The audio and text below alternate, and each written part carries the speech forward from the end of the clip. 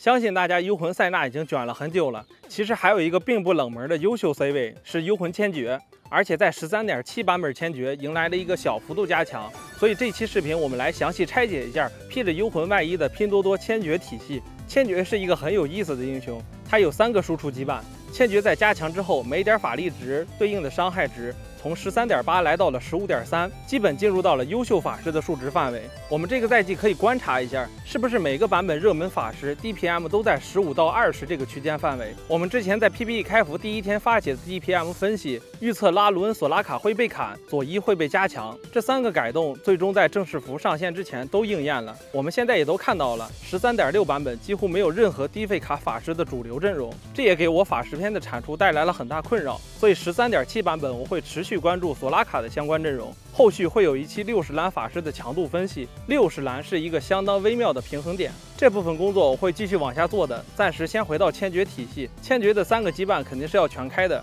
尤其千珏在6人口可以做到羁绊闭环，最终在8人口补齐2张4费卡，开出4幽魂、3灵魂莲华、2永恒之森、2死神、2法师、2擎天卫、2护卫羁绊。我们现在跑一下千珏出装，3星千珏开满4个羁绊，并且3灵魂莲华是阿离连千珏。好装备有蓝 buff、纳什之牙、灭世者的死亡之帽、破防者。可以看到红白黄这3根线几乎是不相上下的。3神装出现了相同城区装备，比如帽子加破防、纳什加破防这样的组合，说明千珏输出很饱和，可以把第3件装备空出来去补吸血装。千珏开死神羁绊是自带技能可暴击词条的，所以补正义之手是很常见的出装思路。蓝 buff 加破防就是这样比较优秀的出装。如果你认为破防这把触发效率很低，还有纳什之牙和帽子可以平替。有人想问回蓝装选择，可以说在30蓝这个区间，除非你没有蓝 buff，否则青龙刀是肯定比不过蓝 buff 的，因为蓝 buff 完完全全领先一个词条，就是参与击杀后获得一个持续8秒的8%增伤属性。我们再来看辛德拉这里，辛德拉开局7个蝴蝶，每释放1次就能再获得1只蝴蝶。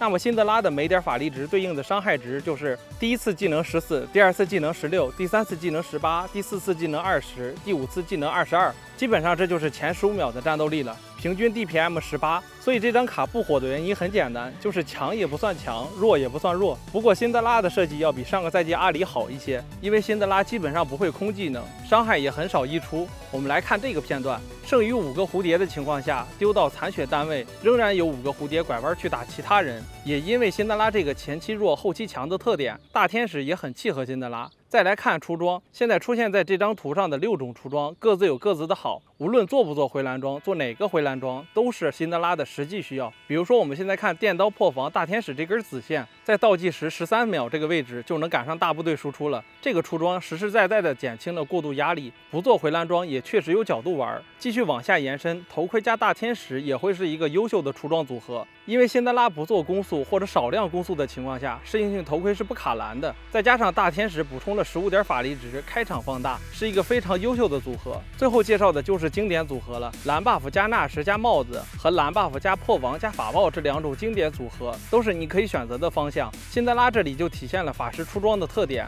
偏爱特定的装备组合，比如蓝 buff 喜欢纳什之牙，电刀喜欢破防者，破防者喜欢法爆这样的特点。所以你可以观察身边每一个赛季都在玩法师的玩家，都有不同程度的强迫症。接下来我们看幽魂和辛德拉之间的联动，条件分别是6幽魂乘6个魂，6幽魂乘4个魂，4幽魂乘4个魂和4幽魂乘3个魂的效果。辛德拉在15秒过后的清场能力还是非常在线的，比较令人担心的就是辛德拉前中期有没有能力把杂鱼清掉，能不能完成让幽魂传递的效果。我们幽魂篇是分了上下2期，如果这期有疑问，可以看一下上期视频，或者直接在评论区留言。最后感谢大家的点赞投币1键3连，我们下期再见。